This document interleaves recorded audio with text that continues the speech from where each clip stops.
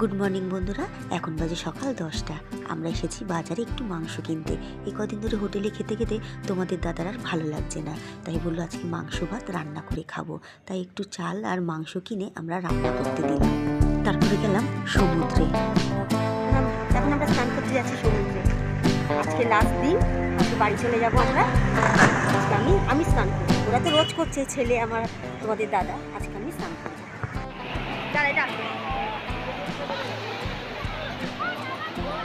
টাকা টাকা বাবা।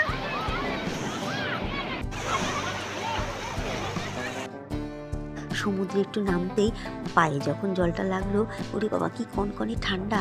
এত ঠান্ডায় আমি স্নান করতে পারবো না, ওদেরকে বললাম, কিন্তু ওরা কিছুতেই শুনলো না। দুজনে মিলে আমাকে জোর করে সমুদ্রে নামা করালো। আসলে সমুদ্রের ঢেউটা যখন কাছে আসে না, তখন আমার ভীষণ ভয় লাগে, তাই আমি সমুদ্রে নামতে চাই না। তা যাই হোক, ওদের আবদার কি করবো আর, সে আমাকে নামতেই হলো।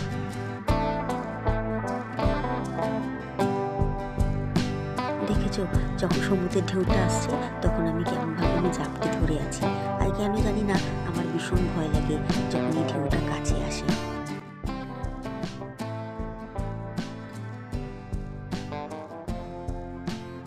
কোনো রকমে সমুদ্র স্নান করে তাড়াতাড়ি উঠে পড়লাম।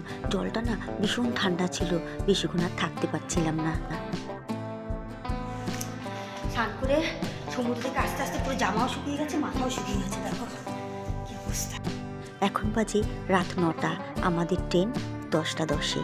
তাই এখন আমাদের হোটেল ছেড়ে দিতে হবে। তাই সমস্ত লাগেজ নিয়ে হোটেলের নিচে অনেকক্ষণ দাঁড়িয়েছিলাম।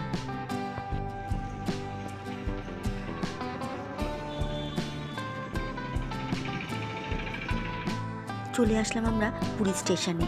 আমাদের হোটেল থেকে পুরী স্টেশনটা বেশি দূর না, আধ ঘন্টাও টাইম লাগলো না। আর আমাদের ট্রেন স্টেশনে দিয়েও দিয়েছে। মনটা ভীষণ খারাপ লাগছে, আবার কবে পুরীতে আসবো জানি না। তা কী করা যাবে, বাড়িতে তো ফিরতেই হবে। এ কটা দিন বেশ ভালোই কাটলো, শুধু ঘোরা আর খাওয়া দাওয়া। তা আমাদের ট্রেনটা না ঠিক ঘড়ির কাটায় 10টা 10 টাইম ছিল, ঠিক সেই টাইমেই ছেড়ে দিয়েছে। আর আমরা তো খাওয়া দাওয়া করেই উঠেছি ট্রেনে, ওই জন্য ট্রেনটা ছাড়ার কিছুক্ষণ পরেই আমরা শুয়ে পড়লাম সবাই।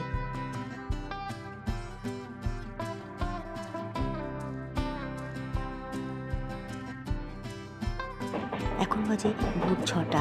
ঘড়ির কাটায় ঠিক 6টায় আমাদের সাঁতরাগাছিতে নামার টাইম। ঠিক সেই টাইমেই আমরা ট্রেন থেকে নেমে পড়লাম। ট্রেনের বাইরেই ছিল আমাদের ট্যাক্সি দাঁড় করানো, তাই আমরা ট্যাক্সিতে উঠে পড়লাম। উঠে বাড়ির উদ্দেশ্যে রওনা দিলাম। আর কিছুক্ষণের মধ্যেই বাড়ি পৌঁছে যাব। পুরীতে যাওয়া থেকে শুরু করে বাড়িতে ফেরা প্রত্যেকটা ব্লগ তোমাদের সাথে শেয়ার করলাম। তোমাদের কেমন লাগলো প্লিজ তোমরা জানিও, শেয়ার করো, কমেন্ট করো আর পাশে থেকো। আবার নেক্সট ব্লগে তোমাদের সাথে দেখা হবে।